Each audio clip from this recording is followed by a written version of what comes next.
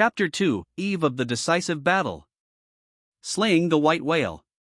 With negotiations concluded, everyone involved acted quickly to make the word hunt a reality. Just as the two merchants Anastasia and Russell had proclaimed, weapons and equipment were scrounged up from all over the royal capital, with Crush mustering the punitive force she'd prepared beforehand. The rest, arranging dragon carriages to transport the additional people and supplies, was taken care of in short order.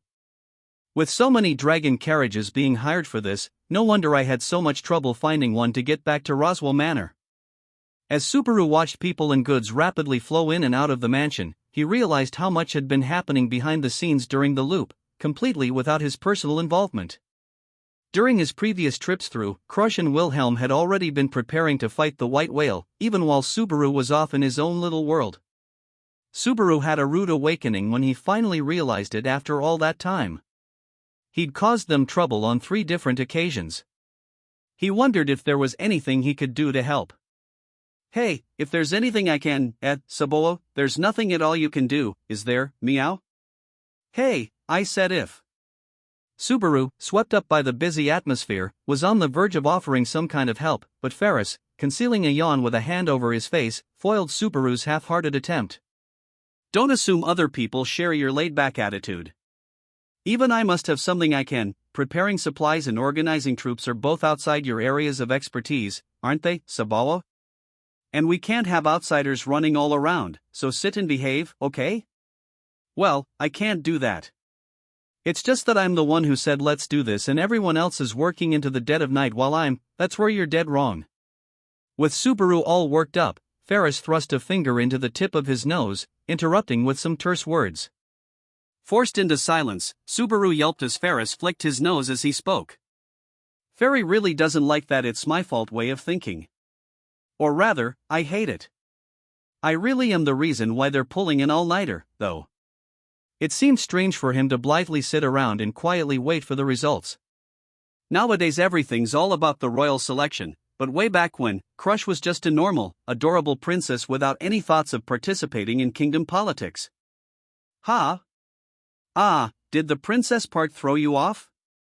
"She's always looked lovely, but Lady Crush has become so strong and gallant since then that even men can't keep up." Subaru, bewildered by the topic's sudden onset, felt left behind as Ferris's cheeks flushed.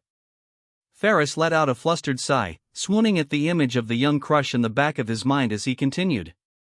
"Lady Crush is kind, wonderful, and invincible, earnest and valiant and more forthright than anyone. But the reason Lady Crush turned into this Lady Crush, strong enough to aim for the throne, is because she was at a certain someone's side."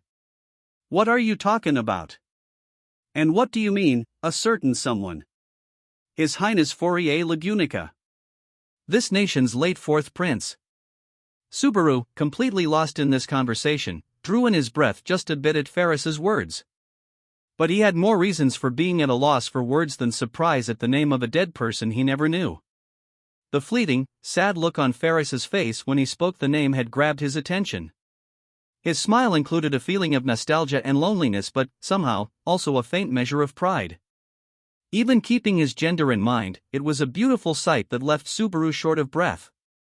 "Watching you, Subaru, makes me remember Prince Fourier just a tiny little bit. Was he someone with a mean-looking face?" "Nah, he was handsome. You're not even in his league, Subaru. But the willful personality, the simplicity, the pure, blatant conceit. Well, I won't say any more, since it might insult him. I think that's already pretty insulting and also a backhanded slap at me, too." Apparently, it was their shared character flaws rather than similar faces that had gotten Ferris all sentimental. Sadly, Subaru couldn't deny any of them, but Ferris shook his head at Subaru's words. Prince Fourier was a confounding man to deal with, but he tried his very best. He always worried about how to act properly as a royal, and his inspirations caused all kinds of trouble for those around him. The prince wasn't talented, but he was full of drive, and he'd always listen to anything you wanted to ask him. Meow. Sounds like a pretty difficult guy to handle. "That's right. He'd say, when everyone is working so hard, I simply cannot bear to be the only one standing still. Exactly like you are now, Subaru." But His Highness would never, ever say anything like, "'Tis my fault." He wasn't someone to consider it, or even to think it at all. The strange smile Ferris wore as his reminiscing words trailed off showed how much he cared for the prince. Was that really such an important person? Subaru wondered, before it finally dawned upon him. The fourth prince of the kingdom of Lagunica meant this Fourier person they were speaking about had died in the plague that became the impetus for the royal selection. And if he was the reason why Crush was aiming for the throne, that would mean, so this Prince Fourier and Crush were close? They were similar in age, and Prince Fourier visited Lady Crush's mansion a great deal. He'd drop in here and there, making an excuse every time, but he was bad at hiding things, so his real goal was obvious. Ferris made a little smile as he cast his thoughts back in time, cluing Subaru into how Fourier felt. Ferris and Crush's relationship went beyond that of mere lord and servant or man and woman. But for that Fourier person to be included in that relationship was no doubt very important to Ferris. The relationship between the three was probably very special, and very precious. 95% of the fairy you see now is all because of Lady Crush. But the most important part of that remaining 5% is thanks to Prince Fourier. That, I'm sure of. The way Ferris gently lowered his eyes and put a hand to his chest as he spoke gave Subaru an odd feeling deep inside. Until then, he'd been firmly convinced that Ferris had never opened his heart to anyone besides Crush. He thought it might be the healer's experience related to life and death that let Ferris dole out looks cruel enough to give people chills. But when Ferris spoke of how he remembered Fourier, there was not even the tiniest trace of that. But what, you feel friendliness from me that's the same as what you felt from this Fourier person? Ha! Why does that make Subaru and Fourier the same? I'll kill you. That's so mean it's scary. The sharp, impaling voice and dangerous look in his eyes made Subaru retreat a step, unnerved. Seeing this, Ferris cleared his throat. That's not how I meant it. I'm not going out of my way to talk to you about this right now because of that, Subaru. Ah, sheesh. Why don't you understand already, idiot? Hey, that's not even the tiniest bit reasonable. The conversation jumped everywhere, so I didn't get it. What do you want from me, anyway? Ferris stomped his foot on the floor in annoyance, with Subaru still cringing as a loud voice responded, Subaru, Master Felix, you are both speaking rather loudly, is something wrong? Rem, ostensibly packing luggage in the guest room, heard the ruckus and came down the stairs. Seeing the worried look on Rem's face, Subaru scratched his head, unsure how he ought to explain things. I was thinking that maybe I could help out with something, but Ferris was saying I'd be in the way, and now I'm not even sure what he was trying to tell me. Subaru, you're just awful at putting things together. Sheesh, I tried to tell you. It's all because you tried to get in the way of everyone's work. Don't call it getting in the way. I wanna help. I mean, all this started because of me, it's that. Ferris lifted his face, powerfully interrupting Subaru's meandering words. Then, the cat ears on his head made a little twitch as he poked a finger into Subaru's chest. Subaru, I hate how you say because of. It's not because of, it's thanks to. That's why everyone's pulling an all-nighter and why Old Man will finally has a chance to fight the white whale. Thanks to me. Subaru quizzically tilted his head at words that didn't seem real to him. But Rem, standing close by, smiled at Subaru, agreeing with Ferris's satisfaction. Competing in the royal selection, fighting the white whale. It's not really for Lady Crush's own benefit. It's for everyone. With Subaru cowed into silence, Ferris continued on. Hunting down the white whale is Old Man Will's fondest wish. Apparently, he wasn't able to be at his wife's side when the white whale took her, the previous Sword Saint. The previous Sword Saint, to take his revenge, Old Man Will chased after the white whale like he had a death wish. Without anything concrete to go on, it was a lot like trying to grab mist with your hand. He recorded the places the white whale appeared, the time of day, the weather. For that, we went all over the place, testing different hypotheses, and finally, he figured out that there's something like an order to it. Subaru wondered just how deep Wilhelm's vindictiveness ran. Everyone knew of, and feared, the demon beast of mist, a mighty foe in no small part due to how everything about the creature was shrouded in mystery, and yet, all alone, this elderly man continued to struggle against that being. But when he finally figured it out, no one would believe a word he said. So the aged swordsman had spent night after night nursing his desire for vengeance as he pored over tomes with bloodshot eyes. Yet, when his fervor finally turned up a tangible lead, no one had the power to act on it. The kingdom's wounds from the great expedition still run deep. With the throne vacant, there wasn't anyone who could help Old Man Will. No one had the will to fight the white whale, or the resources to spare.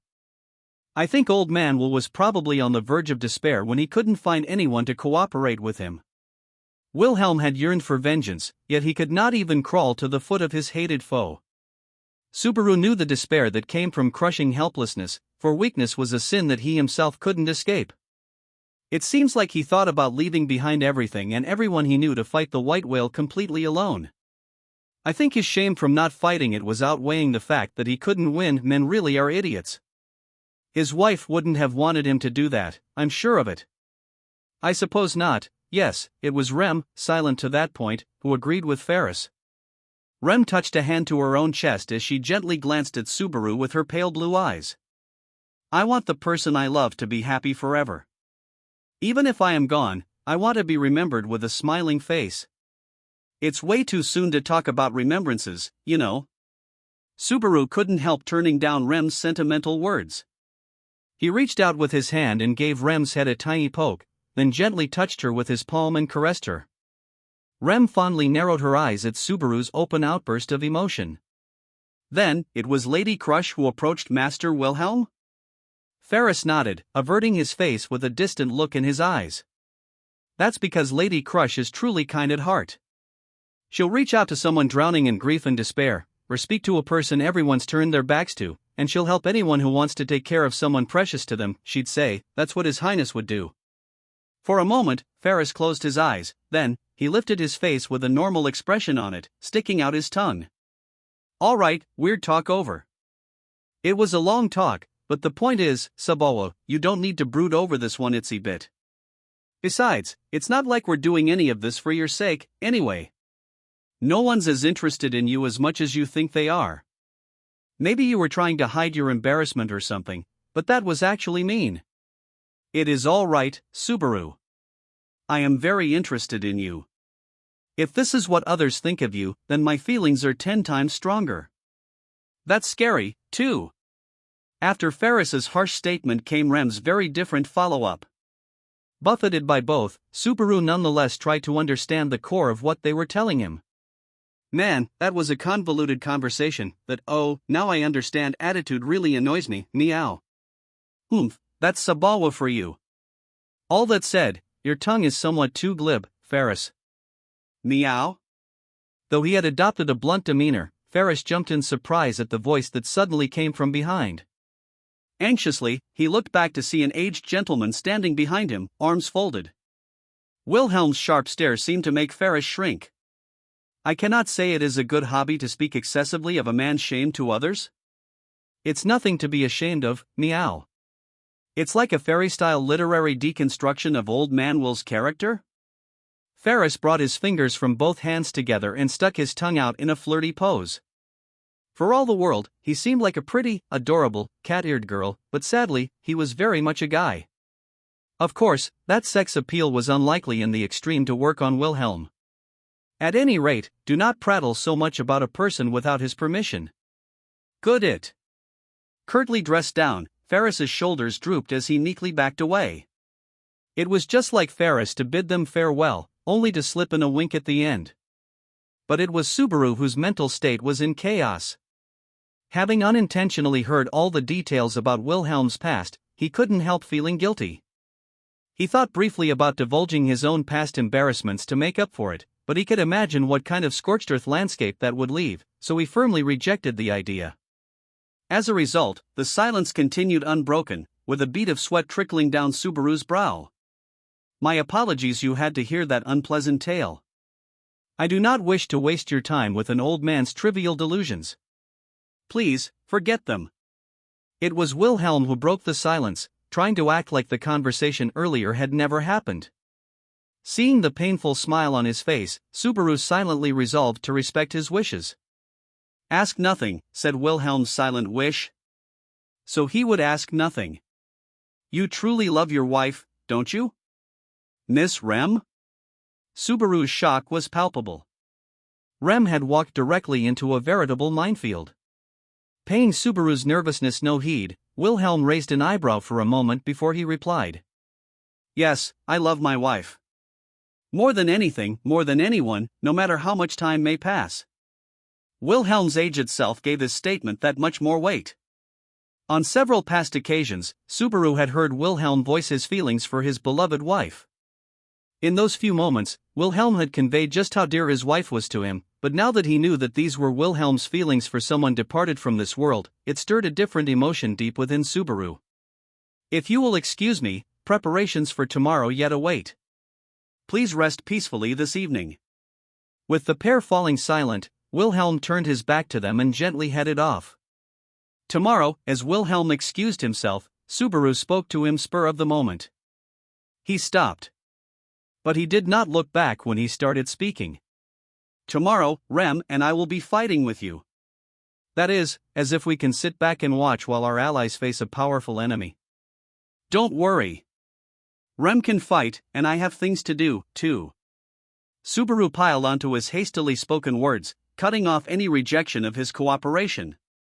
Then he added, let's join our strength together and give that whale bastard a real beating. I'll help every way I can.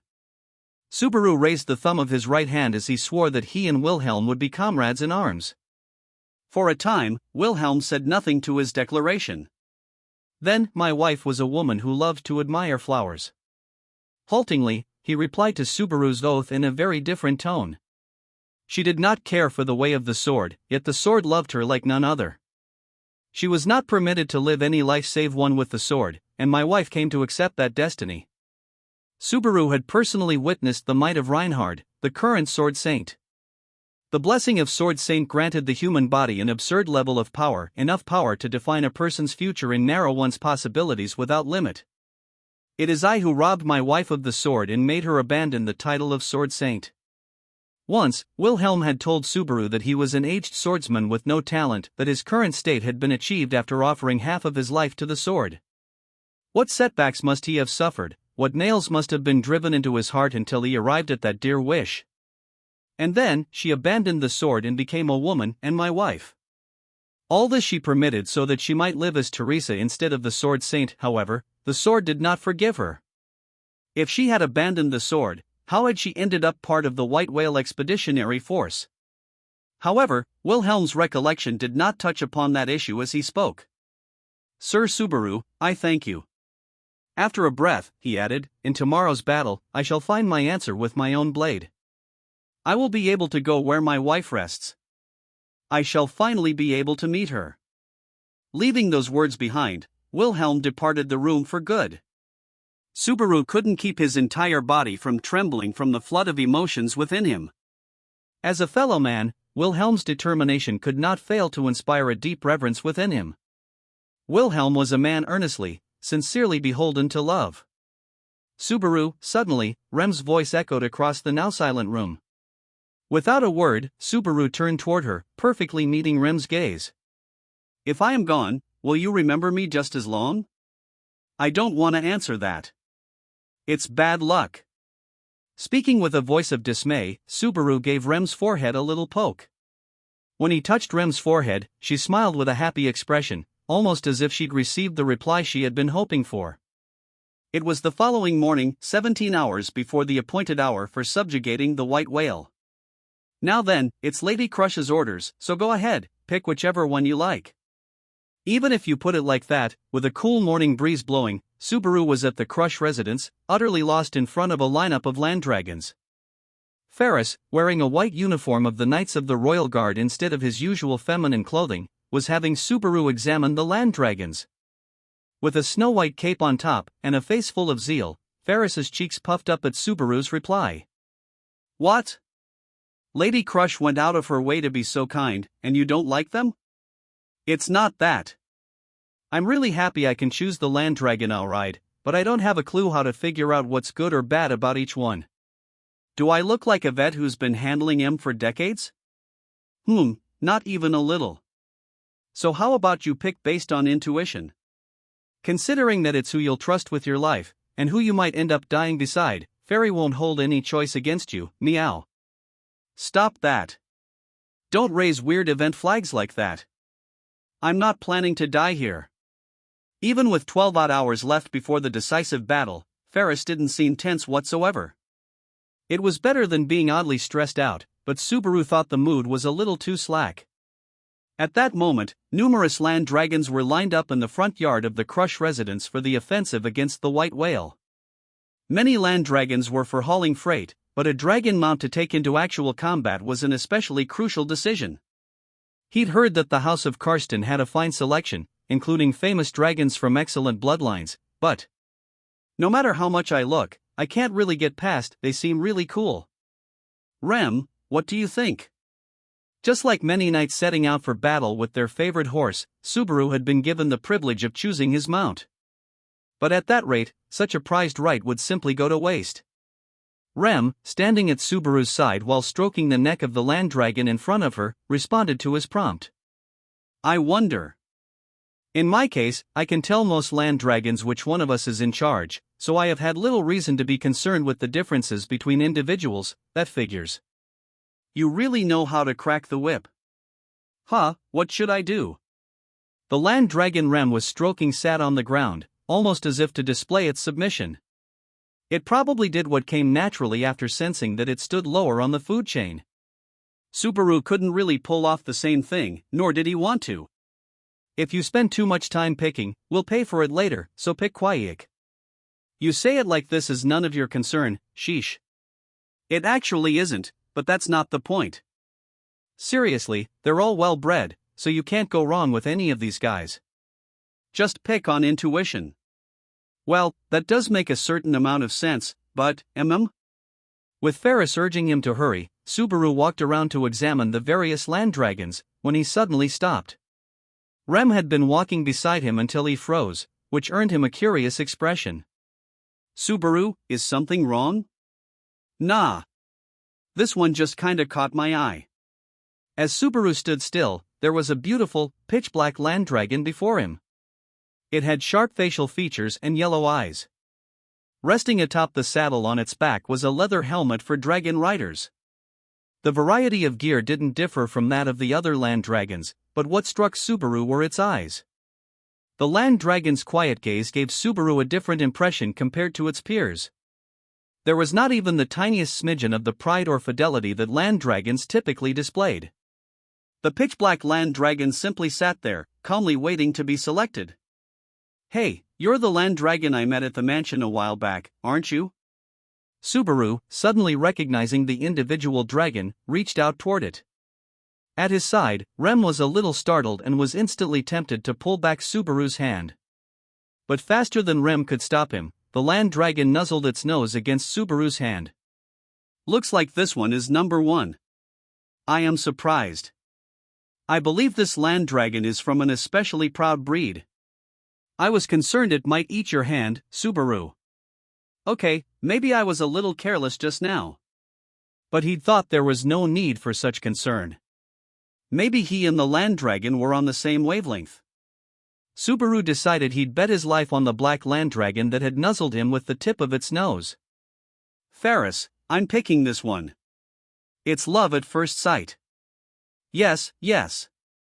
Oh, nice pick. Sabawa, you really are quite shameless. Also, don't say love at first sight, you'll make Rem pout. I am not pouting. I will get along with it properly. I can do it.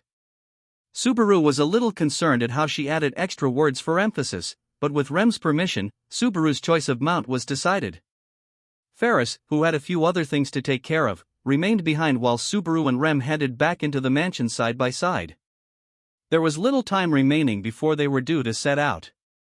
The Crush residents had been gathering manpower in bits and pieces, forming an expeditionary force with the goal of fighting the white whale. Even among them, there was something in the hall that especially drew Subaru's attention. What are they doing here? Subaru was beside himself, unwittingly staring right at them. A member of the group noticed his gaze and approached him with an audible patter. Guess you're part of the expeditionary force, too. Nice to meet ya, bro. The voice Subaru heard had enough force to blow the crisp morning air away. The sound reached the far corners of the spacious mansion. Subaru could not help being struck by the forceful bellow. Subaru put his hands on his ears and grimaced heavily, glaring back at the other party. But I heard all about you from the lady. You're the one who made today's whale hunt happen. Ain't that right? From here on, I'm part of the hunt, too. Glad the weather's cooperating. You're too loud. Can't those round eyes of yours read my reaction? As a natural response to the booming words, Subaru ended up shouting, too. His angry voice sent the dog-faced beast man into a laugh that was even more stupidly loud.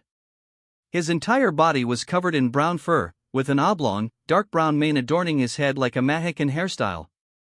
However, he was almost 6.5 feet tall, and the sight of his extremely muscular body clad in a leather outfit felt a lot like a truce coming after wildness and culture coming to blows. Subaru's eyes lingered on the steel epaulette protecting his otherwise exposed upper body, and the Hashin Company logo engraved upon it. That logo on a beast man from Kararaji. That means you're Anastasia's Iron Fangs. Wah! Your voice is too quiet, bro. I can't hear what you're saying. Oh, shut up for a second. What the hell did you eat to grow that big? What race are you? I'm a kobold, can't you tell? As if there could be a dog race besides kobolds? Huh, kobold. Wait, there's no way? The beast man had called himself a kobold, but Subaru's image of a kobold was a little person with a dog face. The dog face and the humanoid body were in line with what he expected, but the body size was way off. They call me Ricardo. Nice to meet you, too, Missy. Yes, Master Ricardo. Thank you for your kind words. My name is Remington. Emotionally prepared for Ricardo's hearty greeting, Rem politely introduced herself in turn. When Subaru glanced, watching the exchange, he saw Anastasia with a grin coming over to the head of Ricardo's group, a band of beast people. When her mischievous smile met Subaru's sour look, she teasingly tilted her head.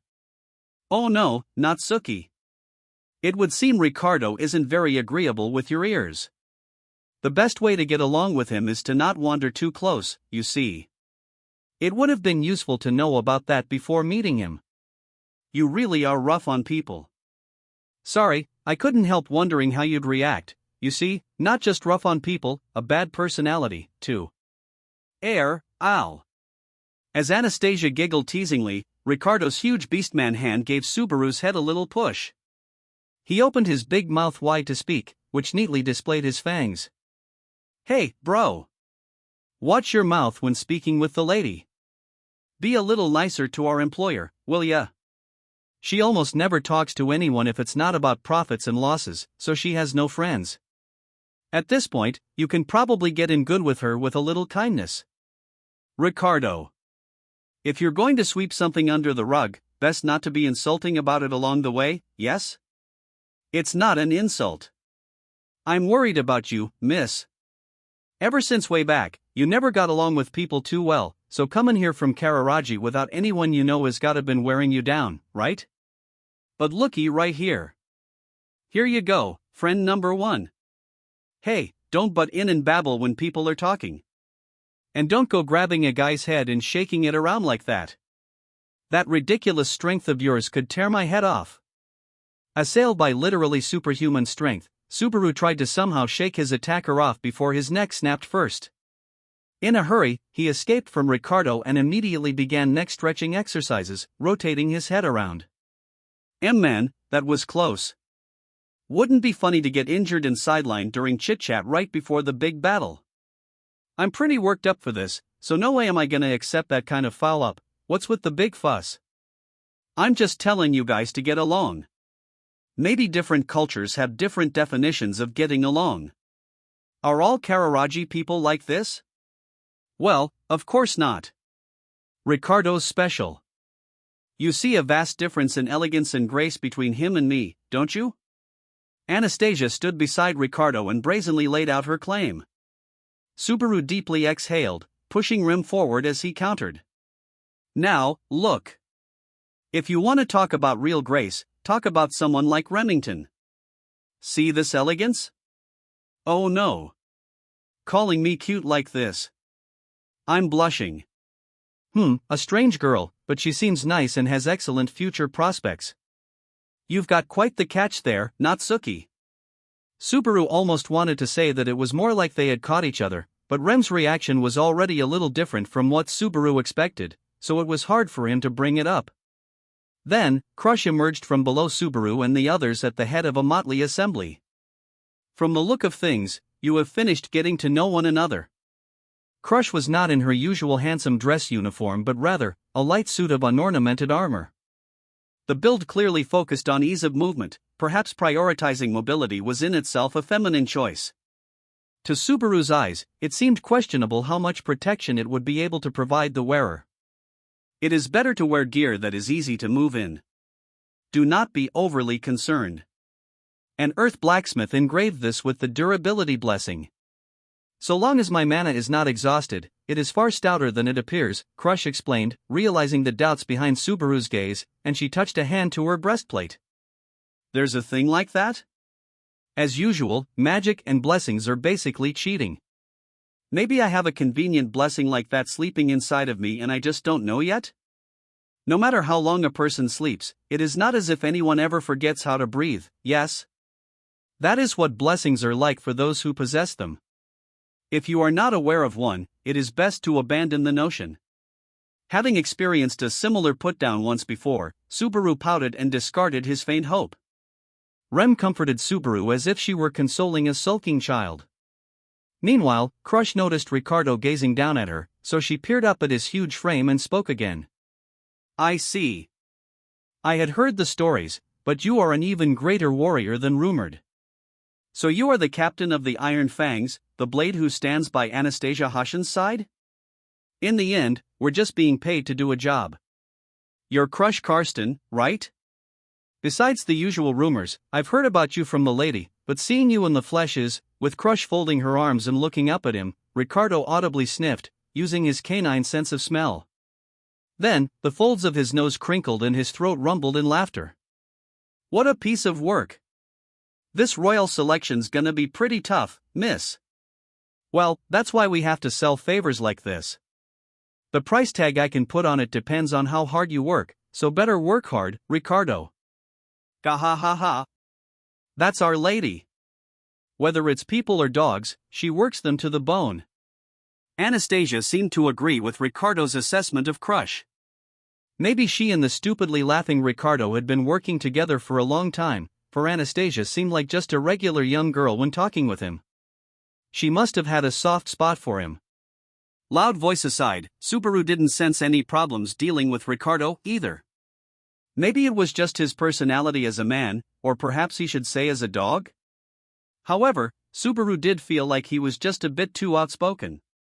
Did you rest well last night? Crush shifted her gaze away from Ricardo to show Subaru some consideration. Subaru was still massaging the neck Ricardo had twisted a short while ago as he responded. Yeah, thanks. It didn't seem like a good thing to be sleeping so easily while the rest of you were busy, though.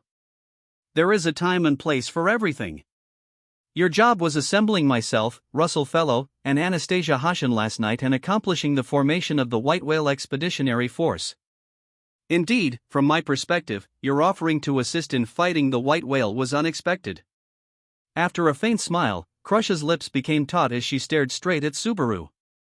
Seeing the complex emotions behind her amber eyes, Subaru wilted at what might be coming next. I am grateful for assistance in fighting the White Whale, but can you fight? Not really?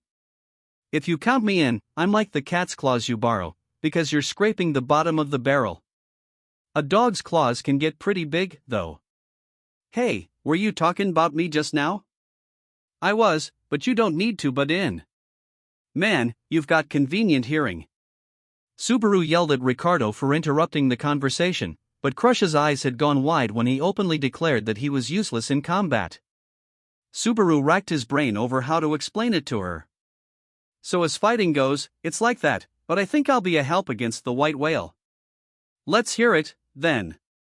What do you mean? I'm not all that happy about this, mind you, but it seems that I have a peculiar scent that attracts demon beasts. The odd nuance of Subaru's statement once again pressed Crush into silence. However, when Rem stated, "There is no mistake," in an odd agreement while standing beside him, Crush displayed only a brief hint of concern before asking him to continue. "I shall tentatively state that I understand. Please give us the details."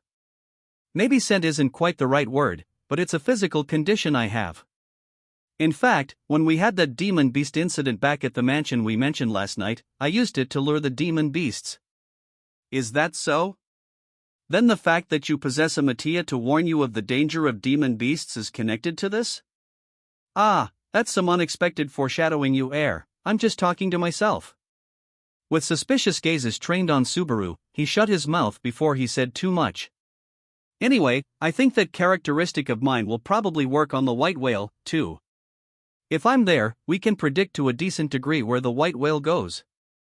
But when we do, the demon beast's danger level is off the charts, so expecting me to actually fight it is a little much. And Uruguram was about as dangerous as a large dog. Even so, they had nearly killed him. Not that threats were proportional to body length, but the white whale was thousands of times larger than an Uruguram. By himself, Subaru couldn't outrun the white whale, let alone counterattack. That's why I'll take the land dragon you lent me and run around right under the white whale's nose to draw its attention.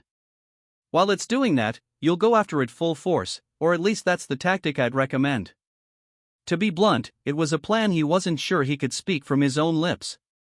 He was saying they couldn't count on him for fighting strength but that he'd be useful running around the battlefield as bait. It was a role that would make even those with a death wish turn pale. "I do not sense any deceit from you, which surprises me greatly."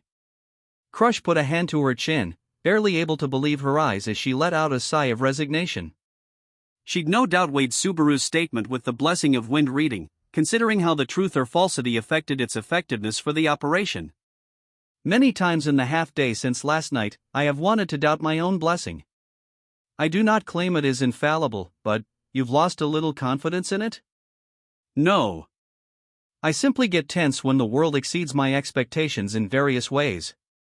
As she said those words, a smile came over Crush that did not seem sore or bitter. It was the expression of a beautiful lioness, which she immediately hid under a gallant expression as she continued speaking. "I heard from Ferris that you selected a fine land dragon even by my house's standards. If that is the role you desire, I have no objections. However, I require that you obey my commands. Also, I guess it goes without saying with that outfit, but you're planning on fighting, too, Crush? Do you think I can simply sit in a chair at my mansion and await good news?" Crush flicked a finger off a fitting on her armor, puffing out her chest as if the answer was obvious. Subaru, seeing her so valiant, politely lowered his head for having asked about something so self-evident. "It seems everyone has assembled." Accepting Subaru's apology, Crush closed one eye as she murmured.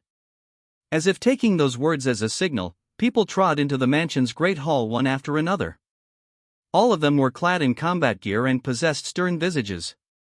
Their various pieces of equipment seemed well worn, giving off the impression of seasoned veterans.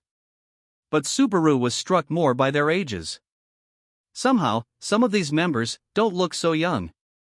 Subaru gave voice to what immediately came to mind. The people passing before Subaru's eyes were probably participating in the expeditionary force. In one line, there were 10 or so men with a rather high average age. It was probably that none of them were younger than 50. It was unlikely that anyone had heard Subaru's comment, but suddenly, one of the men turned to look his way. Before he knew it, Subaru froze as the man stepped toward him. "Lady Crush, we have arrived, is this him?"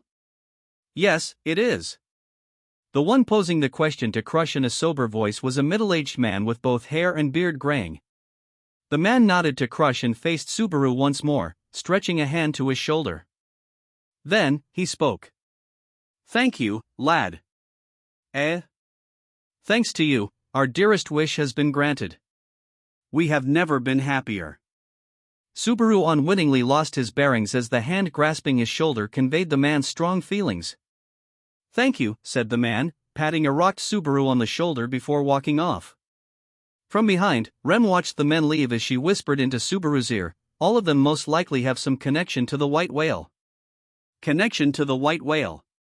You mean, related to the old expeditionary force or something? Though there were many who had already retired from fighting on the front lines, these are the warriors who answered Wilhelm's call to participate in the current expeditionary force. Their morale and level of training are in no way inferior to any currently serving as a royal knight. So it's some old men who are dying for a chance at vengeance, huh? I'm getting all fired up. Subaru felt something stir within him as he glanced over, watching Crush examine the soldiers. It was Crush who had set her sights to even exterminating the white whale so that Wilhelm might realize his vengeance. The old men joining the battle must have felt the same gratitude toward her for giving them a chance to fulfill their greatest wish. It was probably partly the kindness of Crush that Ferris had spoken of the previous night, and the will of His Highness who had so greatly influenced her way of life. You're not telling me that those guys are all the forces we've got for this fight, right? Those that arrived here are the principal members. The remainder should have already set out for the Great Flugel Tree to facilitate the force's deployment along the Lippes Highway. In other words, with the appointed hour impending, those assembled were the VIPs of the expeditionary force. The participation of the old veterans really imparted the feeling that the decisive battle was finally drawing near. As he might have expected, the tension in Subaru's heart rose, along with the feeling that it was a must-win battle. The time is ripe. I want both of you in the hall as well. Crush looked up at the time crystal above the entrance, speaking curtly. She was surely to address the troops before departure, a kind of motivational speech to boost morale. Just as Crush set out, Subaru saw Wilhelm and Ferris entering from the hall. Ferris was dressed in the same outfit Subaru had already seen him in when encountering him in the courtyard earlier, but Wilhelm was not. Gone was the usual black uniform. Instead, he wore a light, minimalist suit of armor protecting only the most vital of organs. On both sides of his hips, he wore a total of 6 slender swords, and he seemed almost too ready to fight.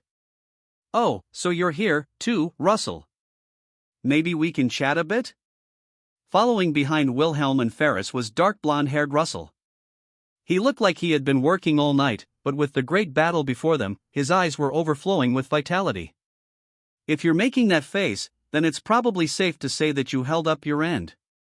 How about you, Anastasia? Did you really think I'd come up short? Not really, but I just thought I'd ask. When it came to who seemed the most meticulous out of all the royal selection candidates, Anastasia was second to none. With preparations steadily completed and the appointed hour fast approaching, the hall was tense with fighting spirit. In moments, all would be set into motion toward the decisive battle. But before that, Subaru had one thing he had to do. Rem, standing beside him, tilted her head and glanced sidelong at Subaru as he called out to Anastasia just as she turned to head off as well. Anastasia, would you mind letting Russell join us for a little chit-chat? When Anastasia stopped and looked back, her face was all business. She was acutely sensitive to the fact that Subaru had something to offer. The girly attitude vanished from her eyes, replaced by the glint of a merchant flicking an abacus in her head. In that moment, the transformation was reassuring. Subaru headed for Russell, and impish Anastasia in tow. Noticing the pair's approach, life returned to Russell's tired face. Truly, merchants were a reliable bunch. I have something to discuss with you, as 2 merchants who are successful and possess a sharp eye for the future. You might laugh this off as counting my chickens before they hatch, but this is about after the whale's taken out. With that preamble, he proceeded to prepare the battlefield on the eve of the white whale's extermination. 400 years. The appointed hour came, and with those words, she began to address the assembled troops. Her voice was grave, the atmosphere strained. Amid sharp sensations akin to pain running up a spine being stretched, Crush stood perfectly straight, chest thrust forward, as all eyes rested upon her. Crush stood upon the floor with a treasured sword bearing the mark of the House of Karsten, the lion rampant, and rested her hands upon its hilt as she slowly surveyed the faces of all present and said, "For centuries have passed since the Witch of Jealousy, the worst calamity in all of recorded history, threatened the world. During this time, the white whale born of the witch's hand has made the world its very own hunting ground, dominating and savaging those weaker than it. The Witch of Jealousy was the one who had apparently swallowed half the world in ages past. Her very name had been synonymous with fear for as long as anyone could remember. Having lost its master, the demon beast of mist danced to its own tune. From the great expedition launched 14 years prior on down, the monster had given rise to many casualties in every nation, swallowing one's very will to fight. The lives the white whale has taken are beyond measure. Perhaps it is better to say, the mist's vile nature itself ensures that we will never know the true number of casualties. Over the course of 400 years, the number of names on tombstones, and the graves that do not even have names, have only increased. Crush's words made some old men stare at the ground, gritting their teeth as they held back sobs. There were others whose chests contained fierce, inexhaustible emotion, quiet anger they had carried with them, waiting for a chance to let it explode. Their regrets, their hatred piled up with every corpse, began to envelop the atmosphere of the hall in stagnant darkness. However, but today, that time is over. We shall bring it to an end. When we slay the white whale, it will dispel so much sadness. Those who have never permitted themselves a moment shall finally be granted a proper chance to grieve. We shall end this pathetic demon beast, unceasingly obeying the command of its dead master. Subaru's chest was on fire. Without saying a word, everyone conveyed the same heat that was burning inside him. The old veterans were looking down, the warriors clenching their fists. The aged swordsman had closed his eyes, but now, all of them stared at Crush, standing before them. Accepting their gazes, Crush thrust a hand out, speaking in a great voice. We march. To the Liphaz Highway. To the great flugel tree. Yes. The stomping on the ground accompanying the roaring response seemed to make the very earth quake. Subaru realized that the hot fighting spirit surging within him had made him shout as well. Among them all, Crush stood stronger and taller as she raised her drawn treasured sword to the heavens and made a proclamation. This night, by our hand, the white whale will fall. The Battle of the White Whale, the largest operation since Subaru had been summoned to that world, had commenced.